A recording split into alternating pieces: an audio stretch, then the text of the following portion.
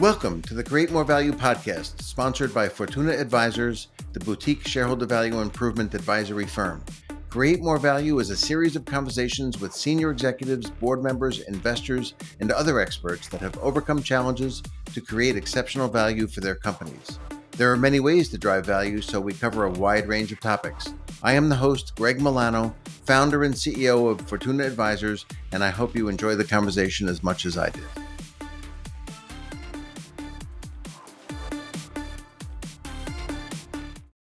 I would like to welcome Shiva Rajgopal. Thank you, Shiva, for joining me on our Fortuna Advisors podcast, Create More Value.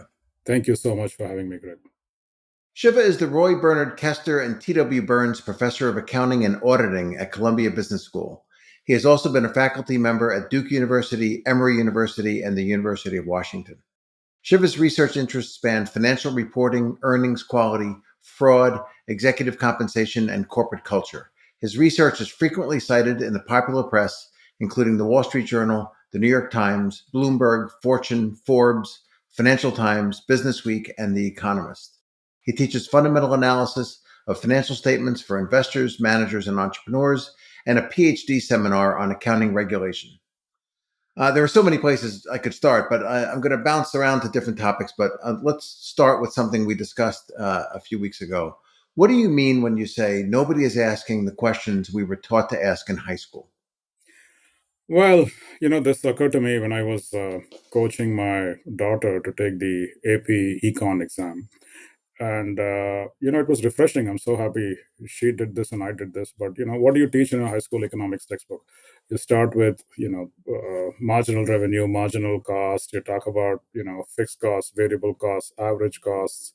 You talk about capital. You talk about labor. You talk about the substitution thereof. You talk about, and natural capital too in the new textbooks. And then you take that elementary framework to a six line income statement that we see these days for our $1 trillion plus market cap companies. And it is virtually impossible to get straight answers to any of the basic questions, such as how much do you spend on labor? How much do you spend on materials? What is your revenue? How much price? How much quantity? How much currency are we talking about? How do you allocate capital? What was the return on your capex? What are my fixed versus variable costs? It's mind boggling. On the one hand, people complain about information overload, which is probably true because the proxy plus the 10K plus the sustainability report is now 500 pages. On the other hand, it is very difficult to get straight answers to elementary questions about value creation that we teach in a high school econ textbook from our reporting model. Yeah, I think it's a fascinating way to look at it. The basic principles we're taught are nowhere to be found, and especially the fixed versus variable cost problem is, you almost never get any information on that that's really useful. And really, how do you build a model of, what growth might look like without understanding that? You recently mentioned how investors want to know about a company's competitive advantages. And this is really important to me because I feel like you only ever beat the cost of capital because of competitive advantages. What should companies do to communicate this to their investors? What should companies do? I guess, Yeah. just for example, what is your secret sauce? What are your barriers to imitation? I guess all of us know Amazon's strategy, but it's virtually impossible to replicate Amazon's strategy. And in the hustle and bustle of the 10K and the conference call, which probably over focuses on what's going to happen next quarter, very Hmm. rarely do you see people stepping back and talking about here is how we are different or we are better. Now, an Hmm. exception may be somebody like Jensen Huang. Some of his Nvidia pitches after the stock hit 2 trillion almost sound like the pitches he would make to raise money from a venture capital firm. So that's an exception, but maybe that should become the norm, right? I mean, imagine that you're raising capital afresh all over again. Come tell me, why do you deserve capital? And where do you see that? There's so much, no surprise culture, the idea of not rocking the boat, basically, hide with the herd. Very rarely do you see a lot of innovation in simply communications and reporting. Hmm. And it's also very challenging, which I'm sure you're going to get to, Greg, because there's nobody listening on the other side. As you know, I've written a piece saying, what if your biggest shareholder is a computer program? Mhm. Then who are you talking to, and what are the Right. investor relations people actually doing? Where is long-term active as an asset class? I can go on and on, but these are like both the supply and the demand Mhm. issues here are intertwined and difficult. Uh, these guys don't talk about this because nobody is pushing them to. Yeah, I mean, it's a common question I ask when I first meet a CFO. I'll say, your return on capital is twice your cost of capital. What about your business model causes you to be able to produce such great returns? And I'm looking for an answer like, we have the best brands in the world, or we have technology that allows us to use less capital to be productive, or, something. And very often, I get we're just a low cost producer, or something that's very bland. And this is a private conversation, Mhm. with somebody who may have, in many cases, I've already signed an NDA. So it's not like I'm an outsider. I think that sometimes they don't really think enough about it. And I think actually sometimes when companies run up against problems, the cuts they make actually sacrifice the very competitive advantages that caused the success in to begin with. I think it's a huge problem, not just communicating with the external world, but internal to companies, it's a huge problem as well that I've seen. I wouldn't say in the majority of cases, but in many cases, I've seen those So I kinds of love that. problems. In my classes, I always tell people, think like an owner. It's very clarifying and simple. If Hmm. you own the entire company, what would you do? And compare that to what do people do, and immediately the age old agency problems kind of surface all over again. I think it's getting worse now because the link between the owner and the manager has become so distant. The top three, as BlackRock, Vanguard, State Street probably own 25% of the S&P 500. Hmm. They are in the business of selling low cost index funds, if you ask me, not in the business of governing or analysis. uh, so and see, I mean, they're all the usual problems. CEOs have shorter horizons. Sometimes they don't necessarily even think about, as you rightly said, what is the source of the competitive advantage? Aren't boards asking them? Isn't somebody asking them? Hmm. Maybe nobody's asking them. And that may be related to the other problem that I keep complaining about. There is no long-term active asset class, maybe, as it's probably gone the way of the dodo.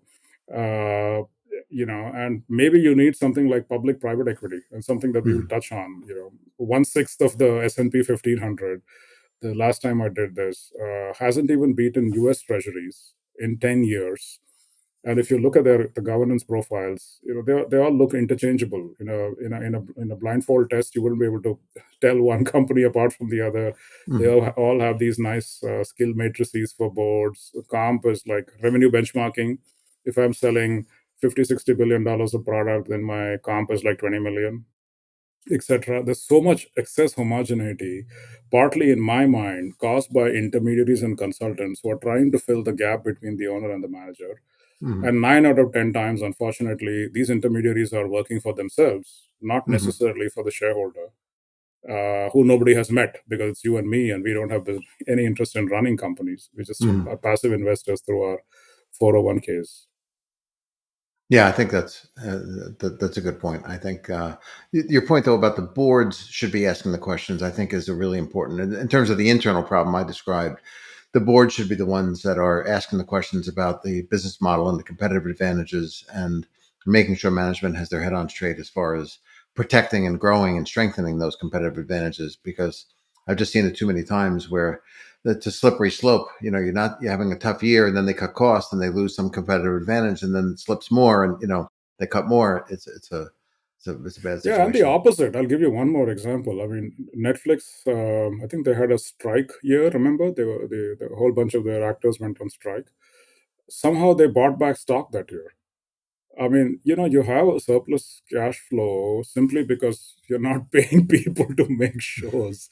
It's not as though suddenly the business has become super profitable. So there are lots of head scratchers.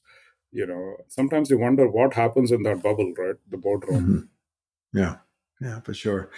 In another conversation, you said segment data is crap, and I quote.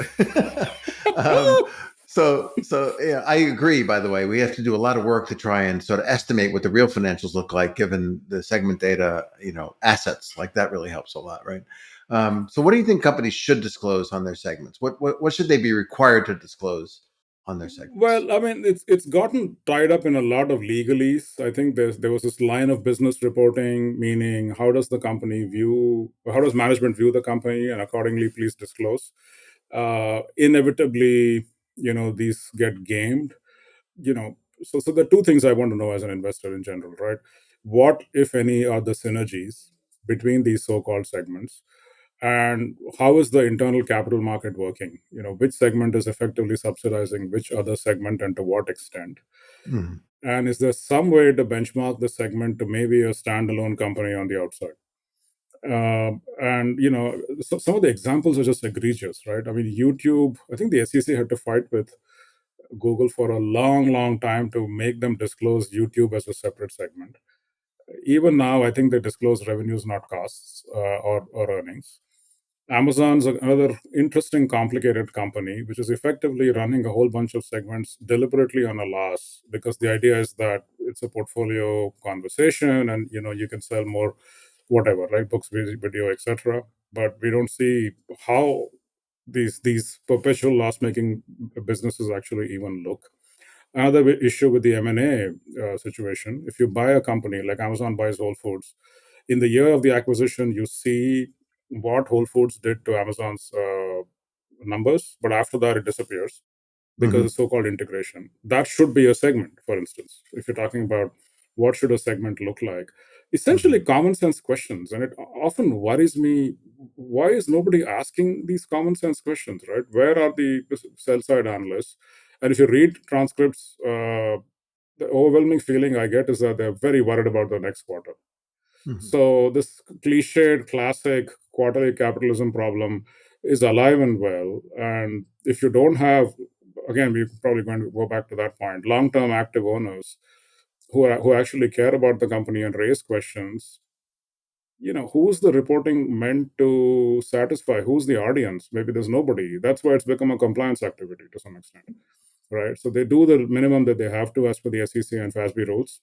Mhm. It's a cat and mouse game. Companies are always ahead of the regulator. Mhm. Investors are left scratching their heads. Nobody seems to make a lot of noise. Very hard to understand where and how value gets created. I'll give you an example. I mean, Nvidia, they have this compute segment.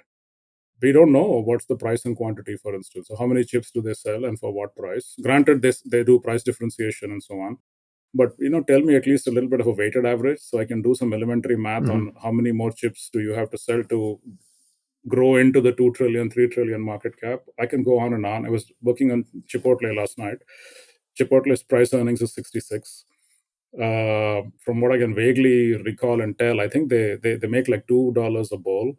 They sell roughly 650 million odd bowls a year, and their market cap is $80 billion. So if you do some elementary math, they probably have to sell 3 billion bowls a year in the next 10 years to grow into that market cap. How am I going to sell 3 billion bowls when I'm selling 650 mil now? I mean, so I like this simple price times quantity conversation because to me, it's Mhm. the ultimate bullshit filter. Very few companies tell you this. Can you do this for the segment? Oh, absolutely not. I don't even know this for most of the revenue numbers for companies. So people should care about segments for all the reasons we discussed, like the whole lawsuit, the Epic Games thing that's been going on with the Google and Apple, right? Mhm. I think the Apple CEO of Apple, I think, went to court and testified. I don't know how much the App Store makes. How can that be right? I mean, how are you Mhm. running your company if you don't know how much your App Mhm. Store makes? It's like some of these statements are just very interesting and strange. Yeah, it's like Amazon with R&D, right? They can't Well, distinguish how that's much my of that's the my great time is example. Yeah, spent go on, on go on. delivery versus how much is spent on innovation. Yeah. Oh, Um, yeah, we should actually flag this for the listeners. Amazon, what is it, like 70 odd billion in R&D, technology and mhm. content. I don't know how much technology, how much content. And I've written a piece saying there are like 300 words in the 10K to cover that $70 billion of spend. Mhm. If they spend as much as Netflix does on content, let's say that's like 15-17 billion dollars. So out of that 73 odd bill, 17 bill is just content. Why is content R&D again? I have no clue. And remarkably, I mean, we can go on and on. What is R and Mhm. what is D? These are different ideas. Mhm. How does the company inside kind of think about the productivity of R&D? I don't know, and it kind of Mhm. makes you worried, right? Uh, as a portfolio, at least, is this NPV positive? Can we learn from the mistakes we made earlier? There's nothing. As an outside investor, there is like zero information. Meta spends 38 bill on R&D, for instance. I can look at crumbs, maybe patents, but a lot of these are process innovations that are not patented. Mhm. Maybe a lot of it is payroll. I can look at LinkedIn and probably try and reconstruct something, but it's a very difficult task. And Mhm. remarkably, nobody is asking these questions to assess, the basics of capital allocation, right? Mhm. Yeah, it's a tough one. And as you say, how are they managing internally if they don't have that information? So you're probably one of the most foremost experts in what's wrong with accounting, certainly within people that I know in the world. If I take a real big picture view on this question, what are some of the very biggest things that are wrong with accounting, the accounting standards as they currently are, and how would you fix them? Well, I'd go back to the basics, right? The high school econ example that we started the conversation with. How do you create value? Materials, labor, capacity, management talent. Tell me a little bit about how you spend money on those things. Tell me a little bit about price and quantity and currency, at least on the revenue side, because quantity will then help me understand a little bit about fixed and variable costs within ranges. Mhm. If I don't know this, it's really difficult for me to understand how the company creates value, and more important, is this sustainable? Second, M&A. When you buy companies, if it's a significant segment, please show that separately so that I can Mhm. understand what is the segment actually doing, and I can get these issues about, oh, we're integrating, it's all fine. There's no reason why you can't show that separately. uh, People will often complain that can't be done, so that's one way to fix the segment idea. Third, Mhm. the segments, some kind of commonsensical segments. Claiming that YouTube is not really a segment, or I don't know how to, I mean, really, does that pass the smell test to claim that I don't know how much money I'm making in the app store? Oh, I don't. Well, R&D and tech spend, huge black hole. Very hard to Mhm. know how much is being spent on tech. And even companies that do a fantastic job of tech don't make a big deal of it. I mean, I often come back to Home Depot as my classic example. Since 2007 or 8, when the housing crisis hit, Home Depot has doubled its sales without adding any meaningful number of stores. And it's not from a small denominator. 75 bill going up to like 153 bill last year. It's Mhm. phenomenal. It has to be all tech. So the return on tech investment must be massive. Except I don't know anything. I have to work incredibly hard to understand what money they put into tech, both software and hardware, both internal and external. There are a Mhm. few vendors selling data, which we bought for a research project, but the data quality is not the best. I don't really know. Mhm. Uh, Human capital, another idea. How many people do you have? Uh, how do you pay them? How do you manage them? What's employee turnover like? When people leave your company and go somewhere else, how do they do? And I often Mhm. come back to this analogy of, if you're an investment manager and you keep selling stock, Mhm. which goes up in value later, then sooner or later you're going to lose your job. But Mhm. this is what we do with HR all the time. People leave companies and then they get a raise later. Does anybody track what happens to them afterwards? And Mhm. why could we not have preempted this? Accounting has become an unsexy subject. I mean, we are actually dealing with this whole crisis. People don't come to the field, but accounting seen from the lens of value creation and some kind of integration with strategy Mhm. is a highly under-marketed set of skills. Yeah. And it's partly our fault in academia. We teach rule after rule. We don't teach people how to integrate that with business. We don't teach them why they should care about the rule. That's what pisses students off when they disappear, right? So Mhm. there's a lot of value to be added in the whole value chain of education, training, in the big four, because and they have a similar problem. A lot of them Mhm. have become compliance auditors. The consulting side does well because they have so much knowledge about the firm in general because of their access. There's a lot of value to be released as a field in Mhm. accounting. It's a complicated setup because I think the FASB is more responsive to what auditors and CFOs think, not necessarily to what investors think.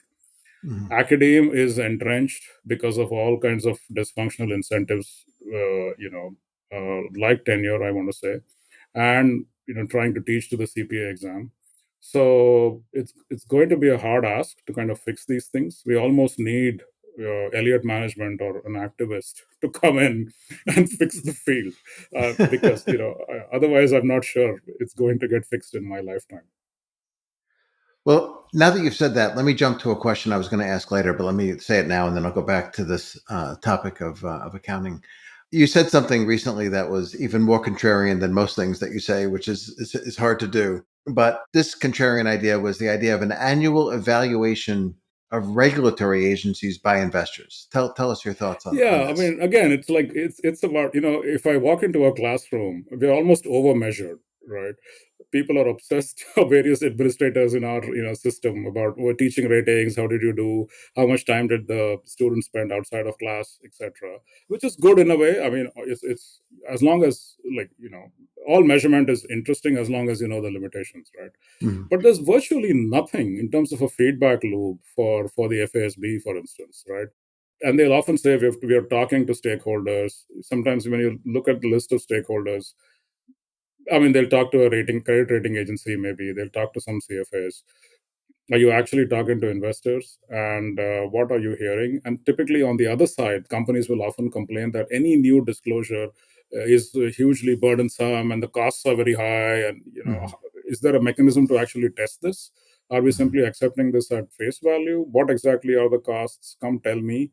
Even, I mean, this has come up in the context of labor costs. The FASB Yeah. has a rule now saying we should think about disclosing labor costs. Companies say it's too onerous and too burdensome. If you don't know labor cost, how exactly are you running your company again? I mean, it's Mhm. bizarre. Mhm. So many of these assertions go unchallenged. Systematic evidence, collected by a third party in terms of, is my audience happy with me? Mhm. Does the FASB even define its audience to be the investor, or is it the CFO or the auditor? Mhm. And stuff is getting super technical. And once you get technical, these are like informationally thin markets. There are only a few people who can play in these markets, which are ones the ones who've devoted their entire life to kind of studying accounting standards, and Mhm. that's like a handful. So it becomes an inside baseball type problem. Yeah. And anyway, so that was my humble proposal, which I suspect probably won't get implemented. I Uh, suspect not.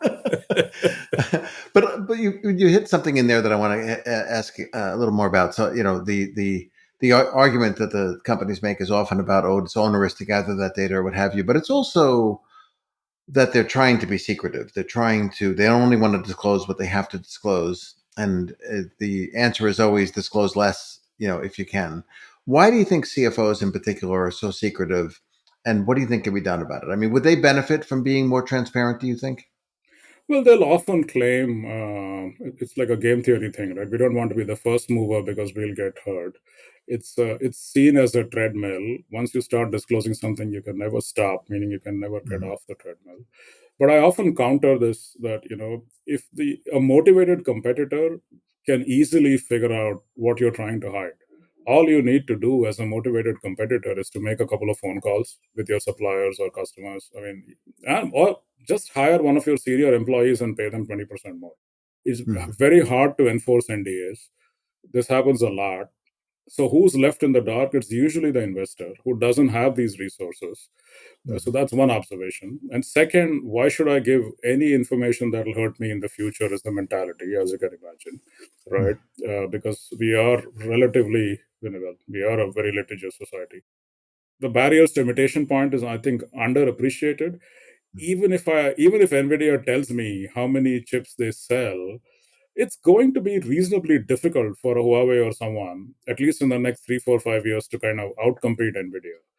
And if they want to outcompete them and imitate, it'll probably happen anyway. So the idea that somehow giving away information in a 10K or in an investor relations call is hurting me a lot is, difficult to buy. So I Hmm. think it's mostly just another version of agency cost. They don't want to Hmm. tell you stuff. Yeah, I think that's probably true. Let me go back to the discussion we had about differentiation before, and I just ask a little related question. We talked about competitive advantages. So, how can investors, given the information that's available now in the disclosures and the earnings calls and so forth, how can investors tell if a company's business model can be replicated easily by somebody else, or if they genuinely have a moat that defends them from competition? What are the things you look for when you're trying to figure something like that out?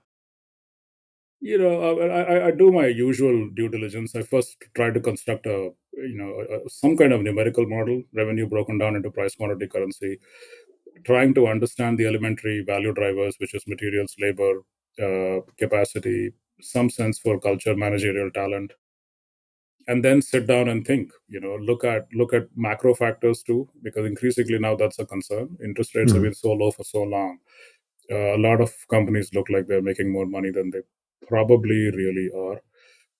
This tremendous financialization of the balance sheet. I haven't run this data for a while, but a big chunk of the asset side now is basically cash and marketable securities, and I suspect as a proportion of assets, that's probably gone up substantially in the last 20, 25 years. This is another big mystery. Why are these people sitting on so much cash? But Hmm. coming back to the idea, it's again understand the business, understand the business, understand the business. What Hmm. exactly are you selling? Why can't somebody imitate you? What does your whole value addition ecosystem look like in terms of suppliers, customers? Is there excess concentration anywhere? I mean, the NVIDIA example, again, not being an engineer hurts. I think it's also becoming increasingly interdisciplinary. I can read patent documents, but I can't make head or tail of them unless you're not an engineer. So I think you almost need somebody technically steeped in the area to do good investing, in my mind. There's only as much us bankers, lawyers, accountants can do. Hmm. Um, but again, what is going to disrupt them? Many of these are slow moving disasters, Greg. So the usual idea that somehow Intel just disappears is not true. This has been going on for like 10, 15 years. I mean, Hmm. it's competition is rapid, but still within a 3 year or a 5 year framework, sometimes becomes reasonably clear that this company doesn't have it anymore, right? Intel Hmm. missed the mobile wave, for instance. The others latched on. So, worrying a lot about competition and what are they doing, and how are markets getting reshaped. I know it's not a very precise answer, but this is pretty much all you can do. It's the ecosystem, right, Hmm. around the Hmm. company. It's benchmarking to close competitors is always incredibly helpful, with the usual caveat that finding a close competitor can be really hard. Who's Hmm. Amazon's peer, et cetera, et cetera. Setting that aside for a second, Hmm. and sometimes it's not all that complicated. I mean, go back to the Chipotle example. Price earnings of 66. It's not an international company. Maybe they'll become international. So bring it down to quantity. I asked how many. Like Tesla's market cap is more than the 6 or 8 car makers combined. Then the story becomes, oh, cars are to Tesla what books were to Amazon. Maybe they evolve Hmm. into something. And okay, but what is that, right? Let's kind of write down some scenarios.